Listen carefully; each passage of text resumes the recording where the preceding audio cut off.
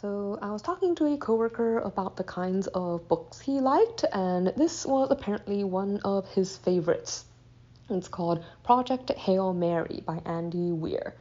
So the main character, Grace, wakes up on a spaceship with two dead bodies. Like, he has no memory of where he is, how he got there, or even like who he is. Like, he doesn't remember his own name. But as he begins to explore his surroundings, he starts to piece together like the story of how he came to be where he is and why he's there. Like, he very quickly learns that he's no longer in Earth's solar system, and from the earliest bits of memory that he's able to get back, he realizes that he's on a really, really important mission to basically save all of humanity. Like, there was a discovery on Earth told through his flashbacks that it could potentially spell like the eradication of most of life on the planet within a span of like 30 years, and he's instrumental as part of the team that's working to try to make sure this does not happen. So I guess I can't really go too much into that without giving stuff away, but suffice to say, he's was sent to somewhere in order to search for answers, but unfortunately, most of his team didn't survive the journey. But while he's trying to figure out like what to do, he encounters an alien, like someone else from a different planet who has arrived in the same place and is apparently on the same mission that he is, and the two of them begin to work together to try to solve the problem and save both of their worlds.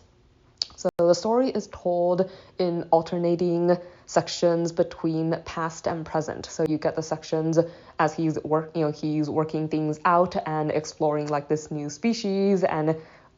they're developing like their collaboration, and then you have the sections that slowly give you the history behind like how he came to be where he is, like what's going on back on Earth and stuff like that. So there isn't really anything that I don't like about this story, like even though it does a lot of things that I typically don't like the parts where like in the present day, because he's the only survivor, like there's long sections where it's mostly him thinking through things, but I think that actually works really well for this story, and especially after he starts to interact with the alien, like seeing how they figure out like even how to communicate when you don't share a language, don't even share like similar physiologies and stuff was really fascinating. Like that leads to the big thing that I really liked about the story was the huge focus on like experimentation and problem solving. Like it was really interesting listening to the way he and his collaborator, I guess, like work step by step through the different problems that they have, and the story sticks close enough to science, I guess, where it doesn't feel like it's just making things up. So I guess